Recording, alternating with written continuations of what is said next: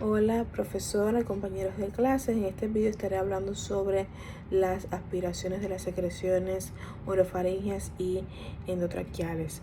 Ok, en primer lugar debemos tener claro, ¿verdad? Que estos procedimientos se realizan en los pacientes con el objetivo de mantener la permeabilidad de las vías aéreas del paciente y prevenir las infecciones respiratorias como consecuencia de la acumulación de las secreciones y la técnica de aspiración.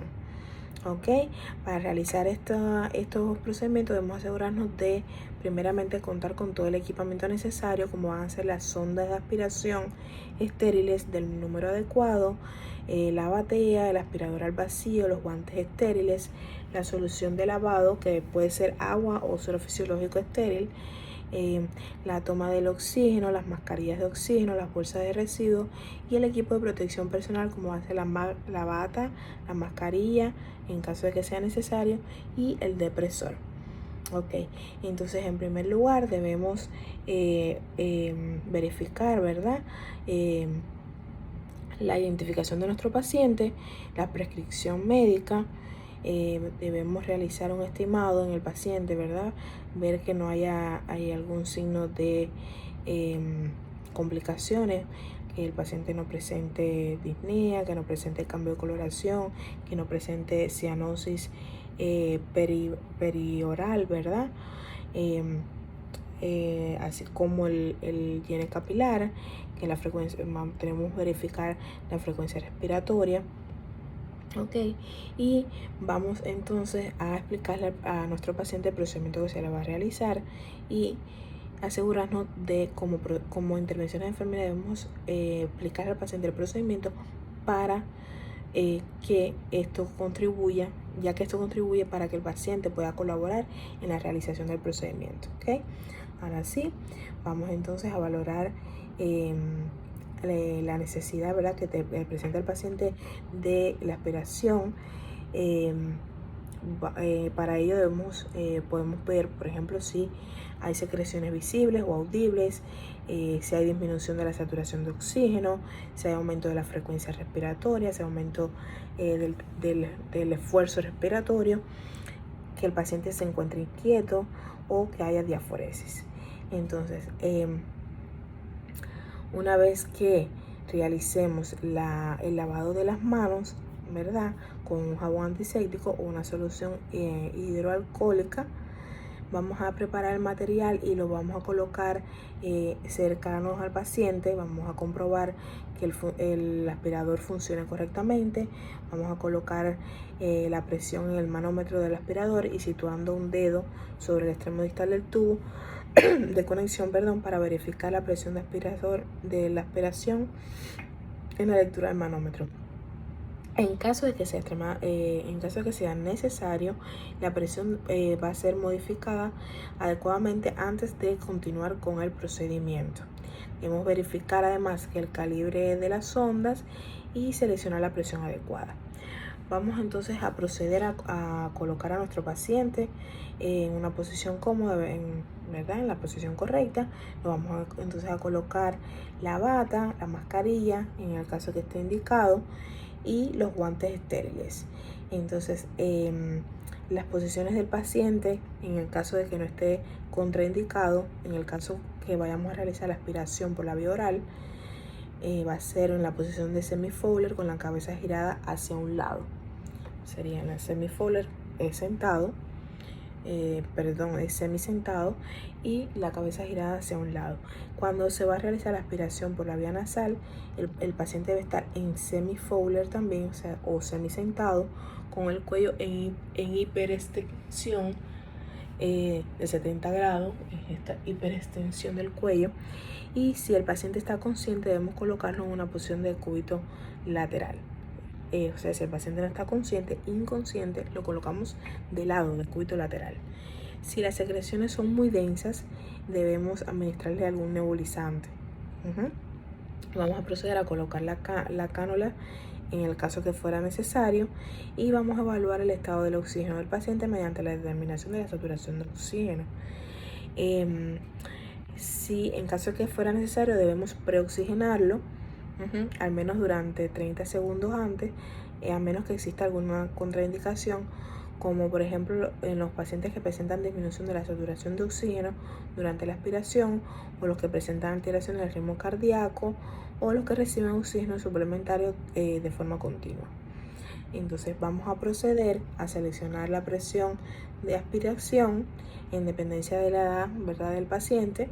En un paciente adolescente, un paciente adulto va a ser entre 100 a 150 milímetros de mercurio. Vamos a abrir el envase estéril del catéter y la sonda de succión.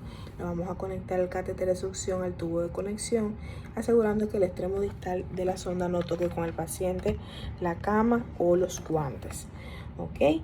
Porque otra indicación, otra intervención de enfermería es que vamos a mantener las medidas higiénicas para evitar la propagación de los microorganismos.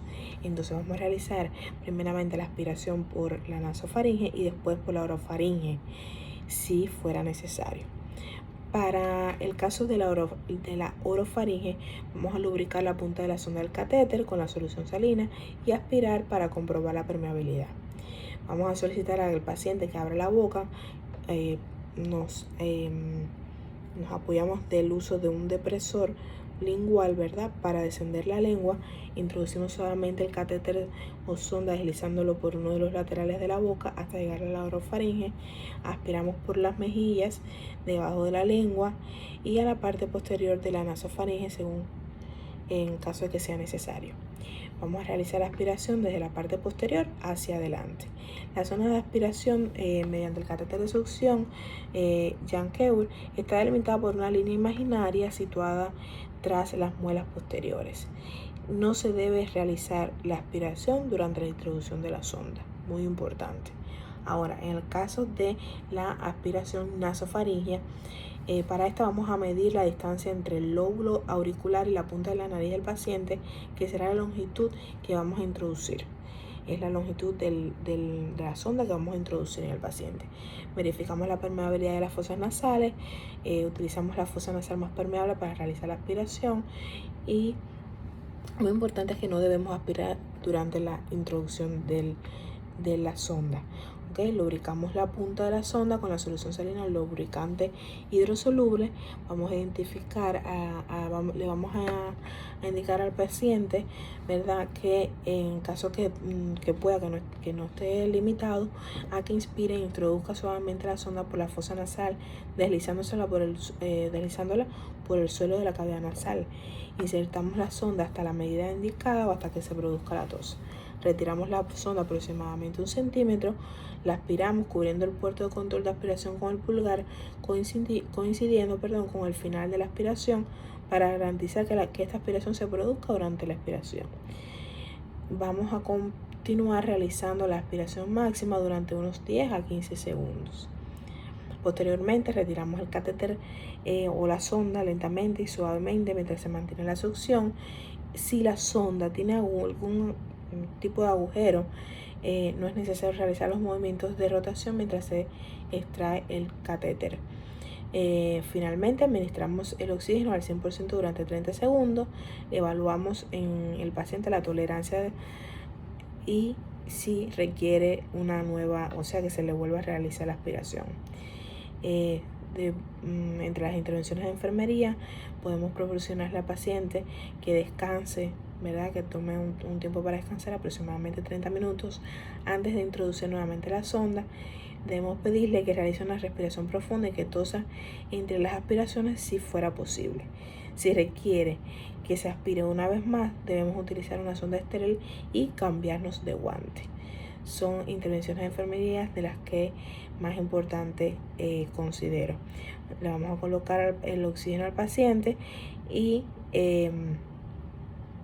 vamos entonces a dejar el paciente en una posición cómoda. Recogemos todo el material que se empleó, dejándolo en su sitio para utilizarlo nuevamente. Nos retiramos los guantes, nos lavamos las manos de la forma correcta y vamos a enseñarle al paciente o a sus familiares sobre la importancia, ¿verdad? Y le vamos a avisar cuando tenga la secreción, que nos deben de avisar cuando tengan secreciones, ¿verdad? Y no lo puedan expulsar. Vamos a proceder a registrar realizar la documentación de todo el procedimiento, anotando las características de las secreciones, el color, la cantidad, la viscosidad, así como cualquier reacción adversa que pudiera tener lugar durante el procedimiento. Hasta aquí está mi presentación, espero que les sea útil y nos vemos en la próxima.